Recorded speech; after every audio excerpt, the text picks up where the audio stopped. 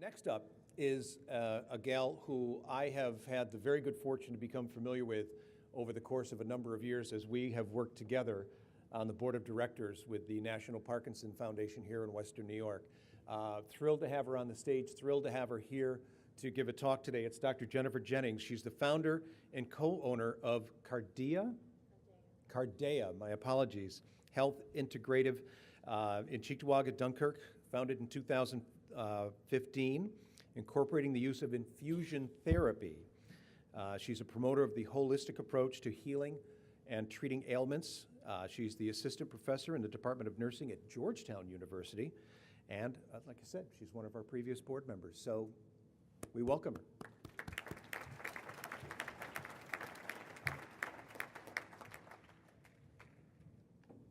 Thank you, Chris.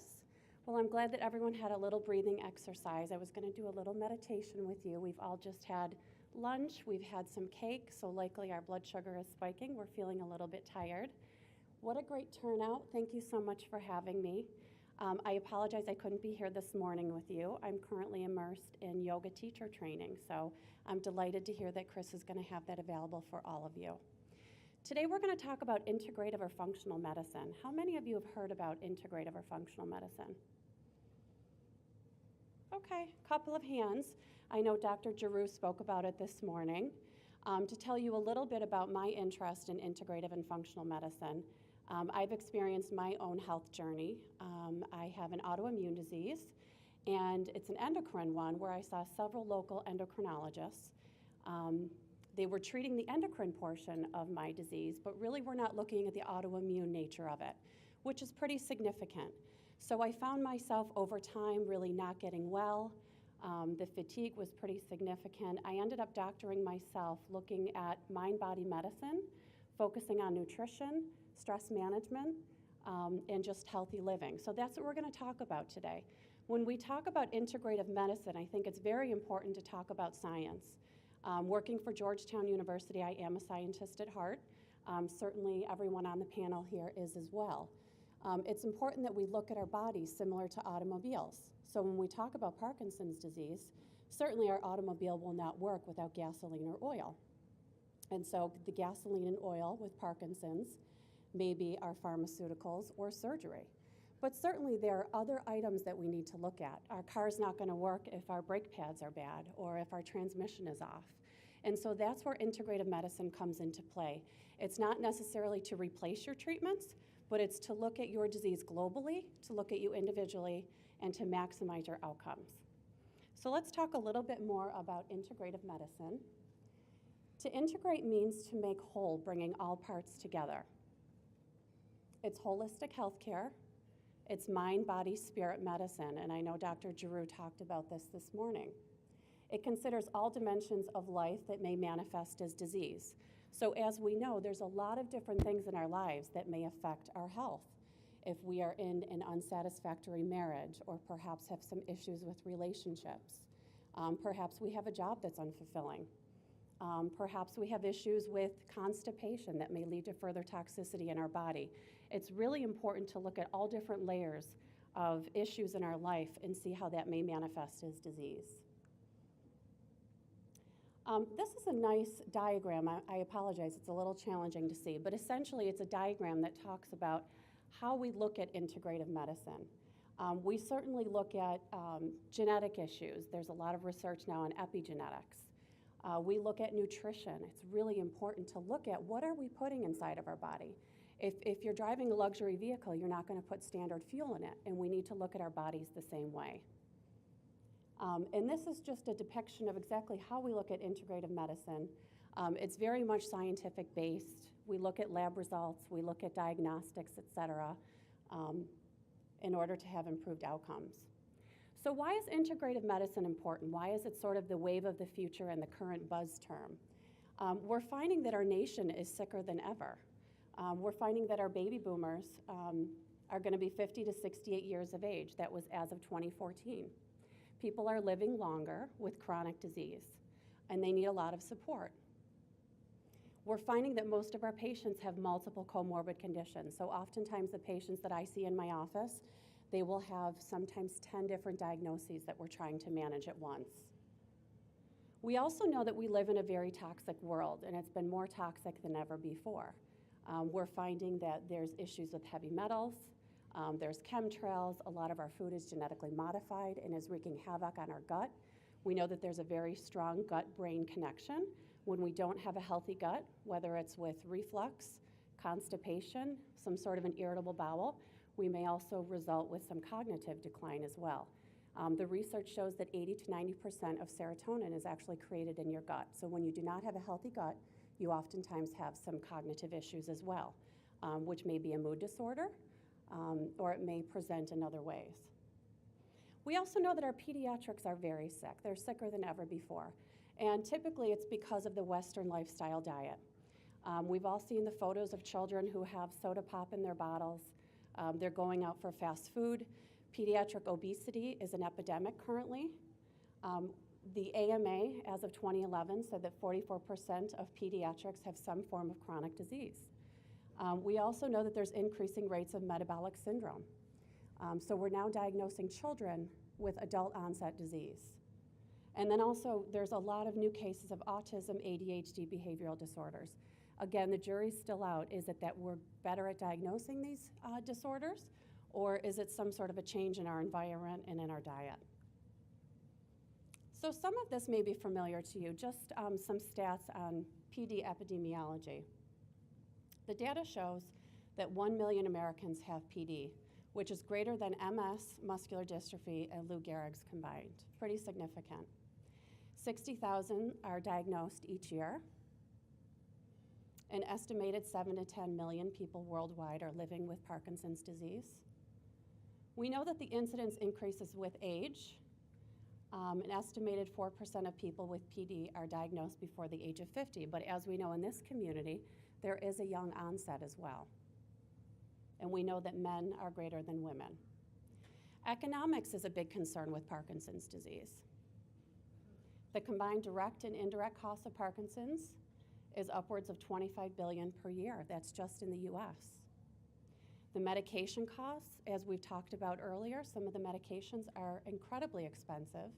We're finding that on average, one individual person with PD will average $2,500 a year, and therapeutic surgery can be upwards of $100,000. So a lot of money going into Parkinson's. And what we know with functional medicine is that really what we focus on is preventative disease.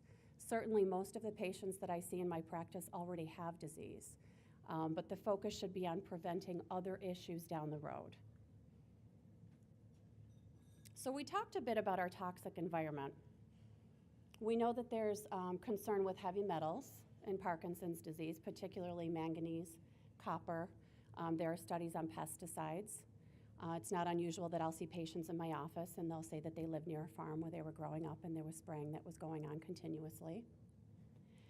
We also live by the steel mill, so there's a lot of involvement of manganese from steel mills. Copper, there's different exposure with copper. Some of us have copper piping. We have pots and pans made out of copper. There's different ways that you can be exposed. And then we'll talk a little bit about chelation therapy, which is indicated for heavy metal toxicity. There's also study of epigenetics where some individuals may lack an enzyme to process heavy metals. So in a standard individual that may have exposure to heavy metals that would ordinarily detoxify them, there are some individuals that are unable to do so.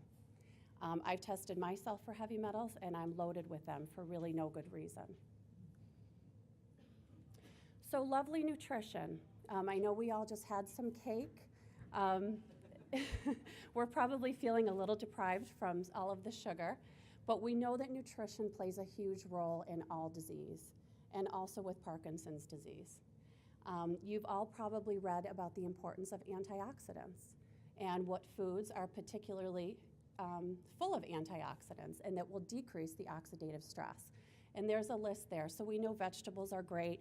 Anytime that we can eat raw, live foods, it's much better. I just went to a conference at Hippocrates Health Institute, which is in Florida. And their whole premise is food is medicine. I went on a live, raw diet for 5 days. I didn't think I could make it, but I did. To my surprise, you know, they have salads and they have live foods, so a lot of sprouts, a lot of wheatgrass. And the first or second day, my plate was loaded because I thought, how am I going to be full on just live raw vegetables? To my surprise, I got through maybe a third of it because what I found was my body was so nourished by the nutrients in that food that I really didn't need that much more. I felt outstanding when I got home. I had little patches of eczema on my skin, which I haven't been able to get rid of in years, and they were gone. They're back now because I'm back to my standard diet. But I think it's worth all of us realizing that there's better ways that we can bring nutrition into our diet. It doesn't mean that we need to go extreme with a live raw diet, but the more that we can get fresh raw vegetables into our diet and set aside the sugar, set aside the carbohydrates, the better off our body's going to feel and our mind. And then there's some things to avoid at the bottom there. So certainly the cured fermented foods, aged cheeses, soybean products. Soy's really not good for anyone. It's genetically modified. And then iron supplements. So when we focus on treatment primarily for Parkinson's disease, as we talked about, pharmaceuticals are very important. And certainly surgery may be an option for you as well. That's something you'd have to discuss with your neurologist or your neurosurgeon. But what we know is that antioxidant therapy is very helpful. We can get it through diet. We also can get it through supplements. There was a study in rats regarding curcumin. I think the study on curcumin, we're just at the tip of the iceberg. I take curcumin. If you can take it with bioperine, it increases the bioavailability. But what they found in a study in rats is that there was neuroprotection in the substantia nigra, which would ameliorate neural function in Parkinson's disease. You can also eat turmeric. So you can buy it in root form. You want to make sure that it's organic. Oftentimes I will stick it in my freezer, and you can shred it in different stews. You can add it to any stir fries. It's really a very delicious root. And then also some individuals with Parkinson's have issues with eating. They may not always have a good appetite. They may not know what to eat. There are different products on the market called medical food. They have all of the vitamins and minerals that you'd want, and there are some that also have curcumin in them and ginger. So if you struggle with any nausea from some of your pills, that might be an option for you as well. I know that Dr. Gattuso talked a little bit about glutathione, and I know that Dr. Giroux has had a webinar on it in the past. We know that glutathione is the most potent antioxidant. We also know that as we age, all of us, that our glutathione levels will decrease, and in Parkinson's a little bit more. What we know with Parkinson's is that there is an unbalance between the oxidant and the antioxidant effect. Glutathione can be given intravenously, and as Dr. Gattuso had mentioned, even intranasally. Now the studies on glutathione, there are some up and coming, but there was a peer-reviewed study. It was a small sample size. It's important to know that. But what they did is they gave glutathione 600 IV twice a day for 30 days to patients. They used a Columbia University rating scale and the Webster step second test at 1 month intervals. And what they found is that all patients improved. In fact, there was a 42% decrease in disability. So it might be a nice alternative to what you're currently doing.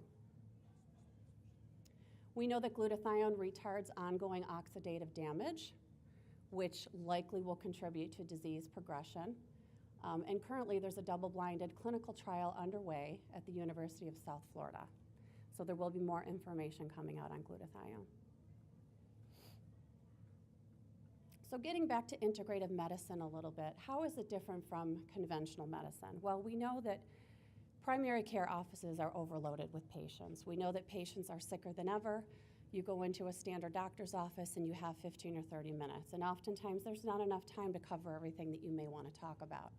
Certainly disease prevention is key, but what we know is that most of the patients that we see already have some sort of disease that has set in. With integrative medicine, we dig deep. We peel the layers of the onion to say why. Why is this happening? Sometimes we may never know with Parkinson's disease. We know that there's a strong genetic link. We know that there's a link with heavy metal toxicity. Oftentimes when I see patients, I paint a timeline. I ask them about whether their mother was healthy when they were in utero. whether they were born vaginally or breastfed. All of that gives us an indication of how strong your immune system was when you were initially born. And then we talk about the timeline of when you were a child. Were you someone who had your tonsils and adenoids out? Did you have tubes in your ears? Were you on antibiotics quite a bit? What we know is that there are different environmental factors that are toxic that can lead to chronic disease. And we have a comprehensive out-of-the-box evaluation and treatment plan. So everyone's treatment plan is a little bit different. It's customized to you and exactly what's going on in your life and in your health. We certainly look a lot at diet. We have a holistic nutritionist. For many of you that study nutrition or look into nutrition, it's sad to say that the food pyramid is still being taught. Nutrition has made strides. There's so much to learn about nutrition when it comes to modifying disease. We talked about the importance of exercise. We did a lot of great exercises here today. We talked about the importance of mind-body medicine. Restorative sleep is so important. Many of you struggle with that, so being able to discuss other options. Sleep hygiene is important, how your environment looks before you go to sleep, whether there are supplements that you can take to help with good sleep. I think most of us know when we don't get a good night's sleep, it's usually not a pretty day the next day. Stress reduction, and again, it depends on your life. Sometimes I'll have to have the difficult conversation with patients to say, do you think this job is right for you? Are there other ways that we can look into something that might be more fulfilling to you? And then health education is important. It's important to know about your disease, know about how to modify your disease, and make it the best that you can make it. So some of the customized treatments for Parkinson's disease, we've touched on some of them. Chelation therapy is an option if there's an issue with heavy metal toxicity. Glutathione is very important. And then, of course, nutrition, stress, everything else that we've talked about today. And is integrative medicine the wave of the future? I certainly hope so. I see people get better every day. We know that Cleveland Clinic and Duke now have an integrative medicine clinic. Patients really need support, and they need global support. Thank you all for your attention, and I hope you all have a great weekend. Thank you.